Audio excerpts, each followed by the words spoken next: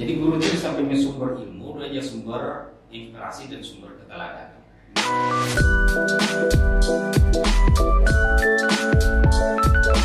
Assalamualaikum warahmatullahi wabarakatuh. Selamat datang di podcast Matsawan.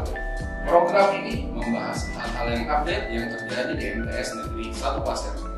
Kali ini kita kedatangan tamu yang tentunya sudah ditunggu-tunggu di MTS Negeri 1 Pasir. Beliau merupakan Kepala Bagian Tata Usaha pada Kantor Kementerian Agama Wilayah Provinsi Kalimantan Timur. Mari kita sapa sama-sama beliau. Assalamualaikum Pak Muhlis. Waalaikumsalam warahmatullahi wabarakatuh. Alhamdulillah. Apa kabarnya hari ini Pak? Alhamdulillah baik dan sehat walafiat. Tentunya kunjungan ke MTS ini sudah beberapa kali Pak ya. Ya. Nah kira-kira setelah berkunjung kembali ke sini apa yang Bapak lihat atau mungkin apakah ada perbedaan Pak dari yang sebelum-sebelumnya? Ya, banyak sekali perubahannya. Karena itu menjadi moto saya, jangan undang saya kalau tidak ada perubahan. Jadi kalau ada perubahan baru informasikan ke saya dan saya mau mengklarifikasi. Jadi ada analisis itu ada 3, ada analisis deskriptif, analisis perspektif. Nah, jadi kita juga lihat dan juga analisis efektifnya. Nah, kami melihat beberapa kali kunjungan Bapak ke Kabupaten Pasir dan juga mungkin beberapa di Kalimantan Timur ini khususnya di pembinaan kepegawaian ya Pak ya. Kira-kira menurut Bapak kalau dihubungkan dengan 5 budaya kerja pada Kementerian Agama, nah apa yang harus dilakukan oleh pegawai di Kementerian Agama baik ASN maupun juga PPNPN? Oh ya. Ada 3 permasalahan yang harus dibenahi kalau seorang itu mau maju. Yang pertama pengetahuan.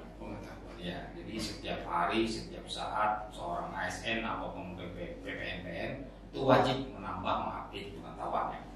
Pengetahuan bisa diperoleh dari berbagai sudut, bisa dari informasi, bisa dengan pelatihan, bisa mungkin daripada pengalaman-pengalaman. Yang kedua adalah skill. Nah, skill pun harus ditingkatkan.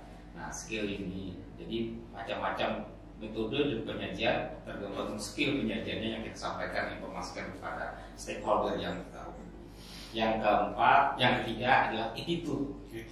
Attitude itu adalah etika. Nah, ini etika ini hubungannya dengan 5 budaya kerja. Saya sangat terkesan di sini. Setiap saya datang ada perubahan, ada sesuatu yang ditawarkan seperti ini podcast agak baru. Nah, kebersihannya sudah bagus. Dan juga saya lihat tata kelola di sekolah ini sudah menuju ke arah istilahnya arah prospektif, analisis prospektif yang menjanjikan. Jadi kalau orang tua menyekolahkan ke MTS ini masih bisa menaruh harapannya anaknya akan dididik secara baik. Di samping punya pengetahuan yang luas, punya skill yang baik, juga punya attitude yang bagus. Nah, 5 budaya kerja itu pertama yang harus dihayati oleh setiap ASN itu pertama integritas. Integritas itu samanya kata dan perbuatan. Kalau dalam bahasa agama itu adalah tidak munafik. Ya. Nah, itu harus mendarah daging di setiap insan Kementerian Agama dan itu menjadi budaya dalam bekerja. Yang selanjutnya profesionalitas. Profesionalitas itu akan bukan kita yang menilai, tetapi stakeholder pimpinan. Orang lain yang menilai kita, apa kita profesional atau tidak. Ini katanya profesional, orang merasa puas. Ya, kalau puas berarti kita profesional. Ya. Yang selanjutnya, yang ketiga adalah inovasi. Nah, walaupun bahannya sama, tapi kalau penyajiannya berbeda, disitulah kuncinya inovasi. Inovasi itu yang selalu berubah kepada ke arah yang baik-baik. Nah, jadi makanya orang itu kalau dalam menurut saya itu inovasi itu adalah suatu prestasi. Prestasi itu adalah sebuah inovasi adalah sebuah prestasi. Jadi orang-orang melihat di sana. Kalau dalam bahasa Al-Quran itu adalah inna akramakum indallahi atqakum. Jadi takwa itu bentuk daripada inovasi dan prestasi seorang muslim kepada Tuhan. Karena dalam Quran kalau kamu ingin kehidupan yang bagus ada 2 syaratnya. Pertama amal yang baik, yang ketiga bertamu beriman. Jadi istilah ayatun thayyibah. Yang selanjutnya, yang keempat, itu adalah tanggung jawab. Ya. Setiap perbuatan harus ada rasa bertanggung jawab, rasa memiliki, dan rasa nanti kalau saya melakukan perbuatan sesuatu akan dimintai pertanggungjawabannya. Mungkin kita bisa berbohong kepada atasan kita, kepada stakeholder kita bisa berbohong, tapi kita tidak bisa berbohong kepada Tuhan kita. Itu harus ditanamkan. Kalau dalam pengawasan itu namanya pengawasan lewat jalur pendekatan agama. Jadi kuncinya agama. Jadi kalau agamanya bagus, insya Allah orang itu kinerjanya akan bagus. Yang selanjutnya keteladanan. Kita sekarang ini miskin dengan keteladanan. Pangkat yang tinggi, jabatan yang tinggi, pendidikan yang tinggi tidak menjamin seseorang itu bisa menjadi teladan atau tidak. Ya, tapi yang keteladanan itulah penghayatan dan pengamalan terhadap ajaran agama. Maka untuk itu khususnya di dunia pendidikan, guru-guru itu harus bisa memposisikan diri. Di samping dia sebagai suatu sumber pengetahuan, juga dia sumber keteladanan bagi guru-guru. Ini yang harus ditekankan. Makanya mulai dari dia turun rumah sampai pulang ke rumah, dia akan dinilai oleh masyarakat, oleh muridnya, dan oleh orang yang berkepentingan langsung dengan madrasah. Jadi tidak ringan. Ya. Kalau 5 budaya kerja ini kemudian kita turunkan di MTS Negeri 1 Pasir, khususnya kepada guru gitu Pak ya. Nah, mulai dari integritas, profesionalitas, inovasi, tanggung jawab, dan keteladanan. Kemudian bagaimana dengan perkembangan anak didik yang di sekolah dia bukan hanya sekedar belajar, tapi kemudian apakah dengan guru yang memiliki 5 budaya dasar ini, apa yang kemudian bisa dicapai atau apa yang diharapkan gitu Pak? Oh, sangat baik sekali ya. Jadi guru itu bisa punya sumber ilmu, dia sumber inspirasi dan sumber keteladanan. Jadi nanti murid itu akan melihat bukan hanya dari teori juga dari prakteknya. Misalnya contoh sebagai ketaatan atau kedisiplinan waktu. Kita bisa lihat dari seseorang melaksanakan sholat. Nah, dia sebelum sholat dan sebelum azan dikumandangkan, guru-gurunya sudah duluan. Ya, maksudnya. Jadi ketika gurunya masuk, muridnya tanpa diperintah, oh bapakmu sudah duluan. Insya Allah dia akan. Kalau kita memerintah dengan dakwah bilhah, itu akan lebih cepat dicontoh daripada kita dengan metode ceramah saja. Jadi itu yang bagus. Artinya seorang guru itu kemudian harus memberikan keteladanan pada muridnya. Nah, kaitannya dengan itu juga Pak, kemudian misalkan di MTS Negeri 1 Pasir ini ada, kalau tidak salah saya hitung itu Pak ya, ada 160 prestasi gitu yang ada.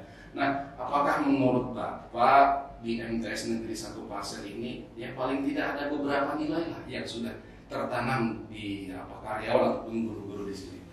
Itu menunjukkan bahwa guru di sini sudah mengarah ke profesionalitas. Profesionalitas berarti ada prestasi. Ya, prestasi itu tidak mungkin dia oleh sendiri, baik oleh siswa ataupun oleh gurunya. Tapi pasti ada yang sarana pendukungnya. Bisa kalau dari guru political will dari kepala sekolahnya, penyediaan sarana dari tenaga pendidik dan kependidikannya, dan dukungan stakeholder yang lain seperti masyarakat, ya, atau komite, ataupun misalnya lingkungan dari sekolah itu yang menciptakan suasana ada kompetisi pelajar itu untuk meningkatkan suatu prestasi. Jadi kalau tidak ada kondisi yang bisa memacu orang untuk berkompetisi, biasanya lemah juga semangat. Jadi makanya reward and punishment itu penting diterapkan. Siapa yang mau prestasi dikasih penghargaan, siapa yang tidak prestasi dikasih teguran. Ini kalau apa yang Bapak sampaikan sepertinya ini memang sejurus dengan apa yang disampaikan oleh kepala madrasah, bahwa seorang guru itu bukan hanya sekedar ada transfer of knowledge, tapi juga transfer skill dan juga transfer of value. Jadi itu yang ditanamkan oleh Bapak Hidayatullah di MTS Negeri 1 Pasir ini. Nah, kemudian menurut Bapak, kalau di Kalimantan Timur itu dari beberapa madrasah yang ada di Kalimantan Timur, kira-kira apakah ada yang sudah benar-benar bisa menanamkan 5 budaya kerja? Karena ini penting bagi setiap pegawai di Kementerian Agama, karena ini menjadi landasan dari setiap ingin melaksanakan sesuatu atau bekerja. Nah, menurut Bapak di Kalimantan Timur ini yang paling bisa dijadikan sebagai contoh ataupun role model dari 5 budaya kerja ini kira-kira ada atau tidak gitu Pak? Ada menurut saya. Jadi artinya walaupun tidak begitu sempurna masih ada perlu pembenahan lain. Termasuk salah satunya adalah MTS satu pasir. Ya, misalnya sisi integritasnya sangat berintegritas, sisi keteladanan juga, ya, sisi tanggung jawabnya juga. Nah, tanggung jawabnya saya lihat dari sisi kekompakan bekerja, di sini tim. Jadi kita tidak membutuhkan orang yang superman, tapi kita membutuhkan orang yang super tim. Ya. Jadi kehebatan seseorang itu digantungkan pada timnya, jadi bukan kepada orang. Itu bisa dilihat dari manajernya, siapa kepala madrasahnya.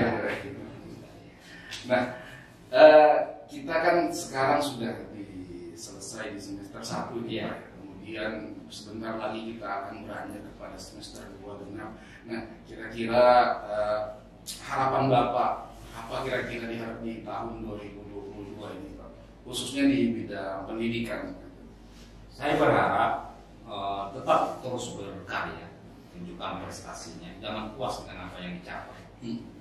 Nah, tapi jadikan itu sebagai suatu inspirasi, sebagai inspirasi untuk lebih berbuat yang lebih baik. Kalau misalnya tahun ini sudah mencetak generasi, mencetak prestasi sekitar 160-an, maka itu target yang sudah kita lewati. Tapi kalau misalnya seperti begitu aja, itu saya menunjukkan tidak berprestasi. Nah, minimal tahun berikutnya sampai 200-250. Karena sudah punya pengalaman mencapai prestasi tinggal dengan pengalaman. Disitulah itu sebuah inovasi, kecerdasan. Jadi bukan hanya pintar tapi cerdas. Ya, bisa memahami analisa perspektif ke depan bagaimana. Kira-kira yang dibutuhkan oleh siswa kalau keluar daripada ini bagaimana. Nah, kalau kita misalnya melahirkan siswa-siswa yang berprestasi, itu akan mempermudah orang tua mau memilih ke fakultas yang mana, jurusan mana, atau universitas mana bisa jadi tidak jadi masalah. Karena dia lulus dibutuhkan oleh perguruan tinggi, bukan dia yang mencari dalam perguruan tinggi. Itu yang kalau saya harapan. Ya. Nah, kemudian mungkin ada pesan-pesan juga Pak, khususnya untuk sivitas akademik di MTS Negeri 1 Pasir ini Pak, supaya bisa menyongsong dengan baik 2022 nanti Pak. Satu pesan saya, kalau bekerja itu harus ikhlas. Yang kedua juga harus keras. Kerja ikhlas, kerja keras, dan selanjutnya kerja cerdas. Dan yang terakhir kerjanya itu harus tuntas. Ya. Jadi jangan kerja itu setengah-setengah. Jadi ada target capaian yang harus dicapai.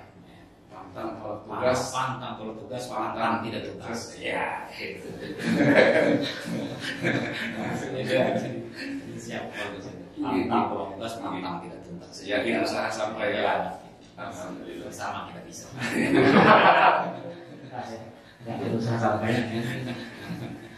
Terima kasih atas pencerahan dari Pak Muhlis. Tentunya banyak sebenarnya yang ingin kami lebih gali lagi, tapi kemudian kami juga melihat bahwa waktu yang Bapak miliki ini masih ada kesibukan lain di tempat lain. Terima kasih sekali lagi atas waktu dan kesempatannya bisa hadir di podcast MTS Negeri 1 Pasir ini. Semoga apa yang kita obrolkan hari ini dapat bermanfaat dan bisa menjadikan MTS Negeri 1 Pasir lebih baik lagi dan lebih berinovasi lagi di tahun-tahun yang akan datang. Sekali lagi terima kasih atas kehadiran Bapak Muhlis. Pemirsa Matsawan, demikian tadi podcast Matsawan bersama Bapak Haji Muhlis Hasan SAGMM. Tentu saja banyak hal yang bisa kita ambil dan ada hikmah yang dapat kita petik. Kami akhiri, wallahu muwaffiq ila aqwamit thoriq. Assalamualaikum warahmatullahi wabarakatuh. Waalaikumsalam.